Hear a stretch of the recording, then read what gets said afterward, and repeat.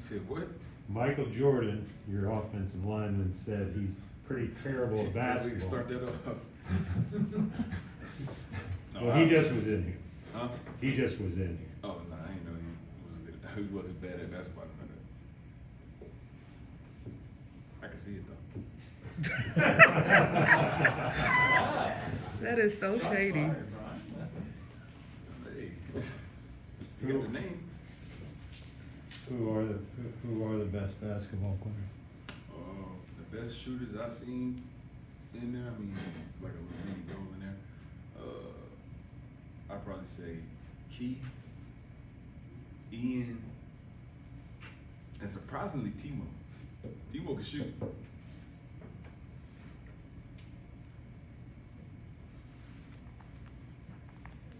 Ryan, where does it start for you guys defensively this week against the Giants? Does it start with the line? Does it start with the quarterback, running backs? I mean, what do they look like offensively? You said where does it start for us? For you guys, yeah. It always starts up front. I mean, I feel like every good team has a dominant front seven. So it always starts up front, starting with the line, and moving on to the linebackers and so on. But the more dominant we can be up front as a front seven, the better the game will go, in my opinion. What do you guys need to do better if the Giants decide to employ the look that you've seen the last 2 weeks where you get max protect and the tight end chips and stuff like that? I mean, that all comes down to keyword, all the max protects and all that stuff. It all comes down to keyword. And the back end having good eyes. But, I mean, you just got to take it on how it is. But we're probably going to see that. I mean, because we've been seeing that basically almost every week. So. Do you prepare for Barkley, even though he's been down with the injury and, I mean, limited yesterday? I didn't practice yesterday, that sort of thing. How do you prepare for a team where the guy could or could not play? You prepare for any good back the same way. At the end of the day, when it gets to the game, you have to you have to collapse on him. Like it has to be multiple guys hitting him at the same time, good angles to the ball. Like that's any back. But just in case if he does make a miracle comeback or something for this game, yeah, you got to be ready to go. How would you describe Daniel Jones? How would I describe him? He's sneaky athletic. I mean, it's not really sneaky anymore. We didn't see him. He done bust a couple big ones down the field a couple times. So yeah, but he's sneaky athletic. Like you wouldn't expect that from him. I'm sure he's faster in person than what we see on the field. So that's something that we definitely have to be accounted for. You said that you and Hasan earlier in the year spent a lot of time talking about pass rush. How have those discussions with the two of you changed over the last couple of weeks as you try to kind of get through this pass rush struggle, if you will?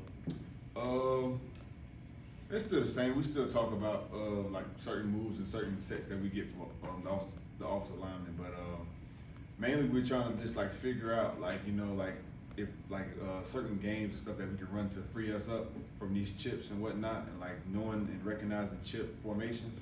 So that's basically what we talk about now, is just defeating that, because that's what we're seeing a lot. Brian, where's the area that you guys have missed Shaq Thompson the most during his absence? After we missed him, Yeah. just all around having him on the field. I mean, like he's definitely a leader on the defense, and he takes control of the game a lot of the time, because he's the one's giving us the call and all the checks and everything like that. But just having him in that aspect of an IQ point, that's a big loss. And also just like the way he flies around the ball, like he's always there. So just missing him in those two aspects for real. After your performances the last few games that haven't resulted in wins, what do you consider a successful performance this week? What would I consider a successful performance? I would say our best game. Honestly, we gotta attack this week like it's his own week. We're not forgetting about everything that happened in the past, but like I said, we gotta learn from that and move on. And I really want to put a full game, like a full 4 quarters together, and let this be our most perfect game, shall you say? So. Getting off the field, I'm sure, is something you guys want to do more of. What has to happen there in order to make sure that you guys aren't spending 90 snaps on the field like you did a week ago? You said getting off the field? Mm. The biggest part of that is communication, from the front to the back, as far as like games, chips, anything like communicate. If everybody's on one accord, and they're playing the same thing, your chances are higher of getting off the field. But if you got a couple guys playing something different, that's where the big plays come. How much miscommunication have you seen over the last 3 weeks? There's been times. There's been spurts of miscommunication, but for the most part, we've been there. Brian, after playing so many snaps last Sunday, what was Monday like from a physical standpoint after being out there that long? What is Monday like? Yeah. I mean, Monday's always more of a recovery film, like recap of the game kind of day. So it was more of that. Like that's every Monday though. Right, but I mean, were you more sore, more tired? No, I felt the same after every game. I Mhm. mean, I don't be crazy sore or nothing like that, but no, I was fine. You set goals for yourself ahead of the season. You don't share, but we know that you set these goals. How much pressure do you put on yourself during like a 3-game losing streak? How much pressure I put on myself? Yeah, A lot. personally.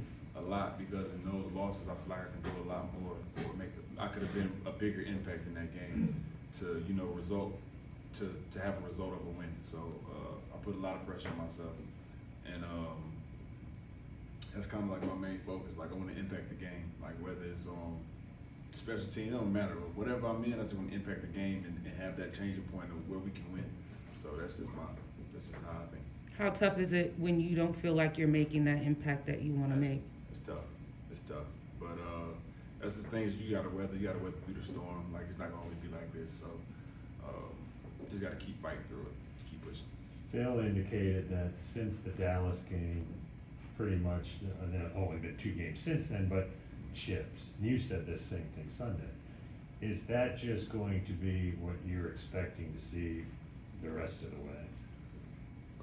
In a sense, yeah, but like I said, like every offense can't chip all game. They're gonna have to stop it at some point. Especially when they get down, they're gonna have to release more guys for routes and actually have bigger chunk plays, so they can't chip all day. So eventually it'll stop, and then there we go. But we can still rush effectively with these chips. We just have to find ways.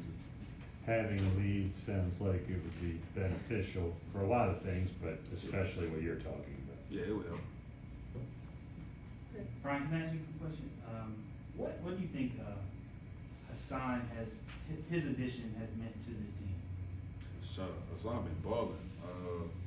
I be telling him all the time, that boy be living right. But yeah, he's been balling. Like he's making a lot of plays, and he just brings that. He brings a different kind of edge to the defense. I don't know. I just feel like his mentality on the field, like it really rubs off on everybody. Like he's salty. That's a funny way of putting it.